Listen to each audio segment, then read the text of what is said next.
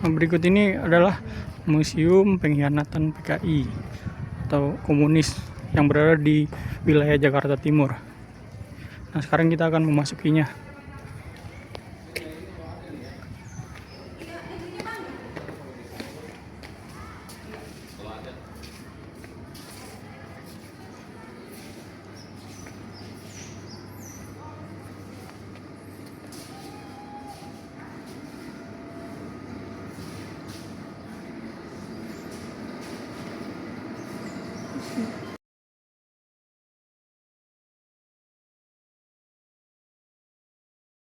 Ini berikut koleksi foto-foto pada zaman dahulu, masa kekejaman PKI.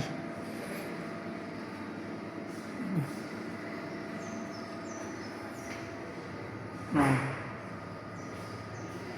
ini salah satu replika proses pembunuhan para jenderal di masa itu. Itu.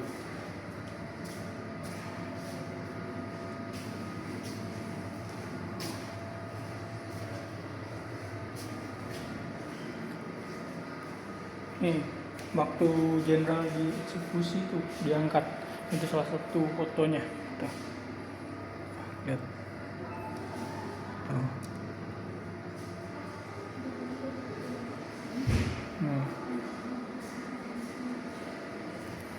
Nah, ini aksi teror gembong Cekmat ya. Nah, Cekmat ini tokoh komunis pada 1926 yang terpilih sebagai ketua Komite Nasional Indonesia yang berbentuk KNI. Nah, itu seorang penuduh pemerintah RI di Banten sebagai kelanjutan pemerintahan kolonial rakyat dihasut untuk tidak mempercayai pejabat pemerintah pada tanggal 17 Oktober 1945. Ini berikut koleksi foto-foto. Nah, selanjutnya itu ini rumah peninggalan zaman PKI pada zaman dulu. Nah, itu aksi kekerasan pasukan ubel-ubel di Sepatan, Tangerang nih. Nih, tuh. Nih. Aksi pada tanggal 18 Oktober 1945, Badan Direktorat Dewan Pusat di bawah pimpinan Ahmad Khairun. Nah, itu dengan didampingi oleh tokoh-tokoh komunis bahwa tanah berhasil mengambil alih kekuasaan pemerintah RI di Tangerang dari Bupati Agus Padmanegara. Nah, nih berikut tuh foto-fotonya atau miniaturnya.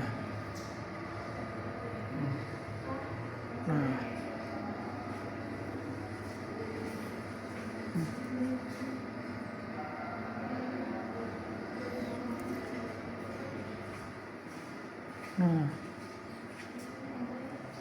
selanjutnya itu pemberontakan PKI di Cirebon. Nah, selanjutnya itu pemberontakan PKI di Cirebon. Jadi pemberontakan PKI itu terjadi di mana-mana, salah satunya di Cirebon.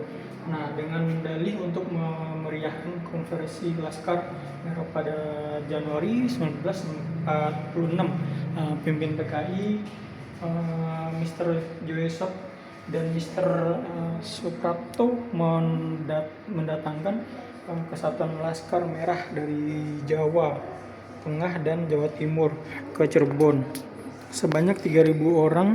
Jumlah itu masih ditambah dengan kekuatan Laskar Merah Cirebon. Nih.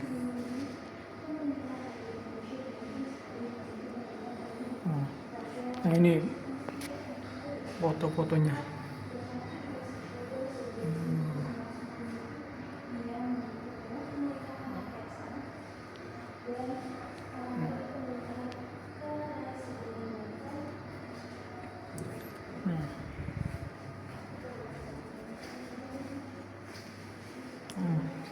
Selanjutnya itu peristiwa revolusi sosial di Langkat pada 9 Maret 1946.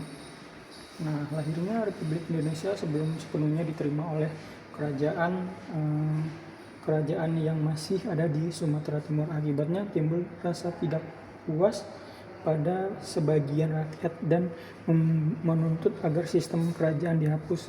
Situasi ini dimanfaatkan oleh kelompok komunis untuk menghapuskan pemerintahan dengan cara kekerasan. Pada tanggal 3 Maret 1946 apa yang disebut revolusi sosial dimulai. Nah, revolusi itu bukan gerakan massa secara spontanitas, tetapi gerakan yang sudah direncanakan.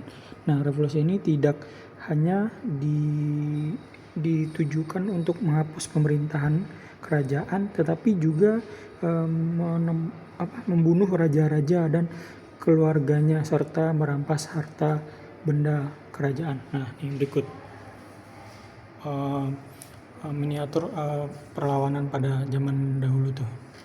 Nah, itu dapat kita saksikan gimana bahayanya pada masa itu, mencekamnya situasi pada masa itu tuh.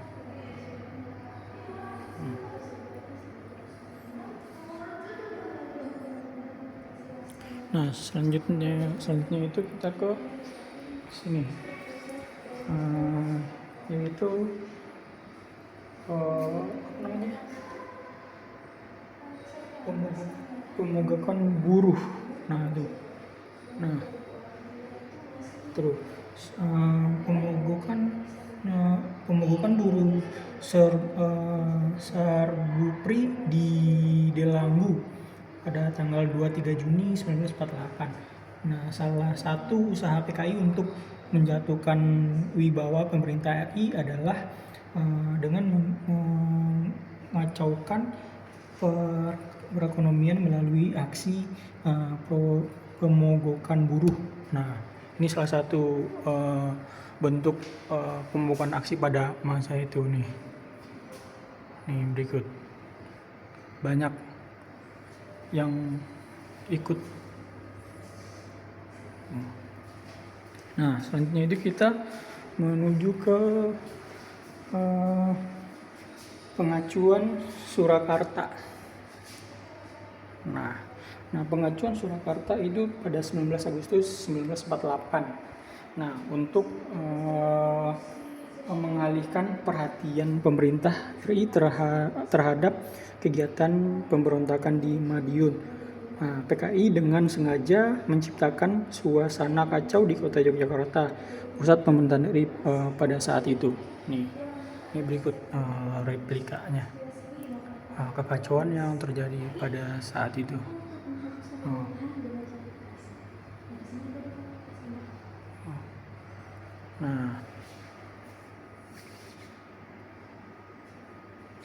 Nah, selanjutnya itu kita beralih ke pemberontakan PKI di Madiun. Nah, tuh pemberontakan PKI di Madiun itu pada tanggal 18 September 1948. Nah, setelah gagal menjatuhkan kabinet Hatta melalui cara parlementer, maka organisasi-organisasi yang berhaluan komunis menghimpun diri dalam forum demokrasi rakyat dalam kurung FDR. Nah, itu melakukan aksi-aksi politik dan tindak kekerasan. Nah, aksi itu makin meningkat ketika Musso yang baru kembali dari Moskow mengambil alih pimpinan PKI. Musso menuduh Soekarno sampai Muhammad Hatta menyelewengkan perjuangan bangsa Indonesia. Sebaliknya, ia mengajukan tesis yang berjudul Jalan Baru untuk Republik Indonesia. Nah, pada saat pemerintahan dan angkatan perang memusatkan perhatian untuk menghadapi Belanda, Partai Komunis Indonesia melakukan pengkhianatan, didahului dengan kampanye-kampanye menyerang pemerintahan, aksi teror, mengadu domba, kekuatan bersenjata, sabotase di bidang ekonomi.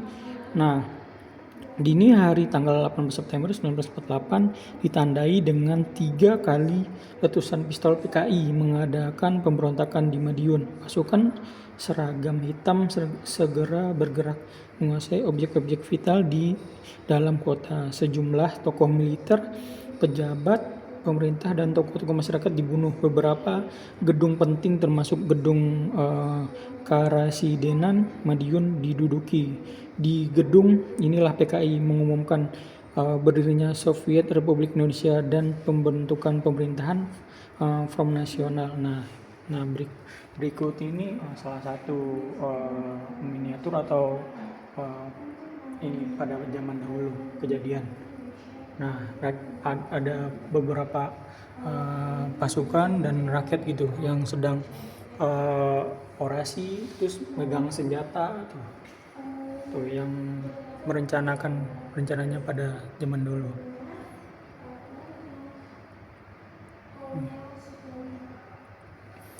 Nah, selanjutnya kita menuju ke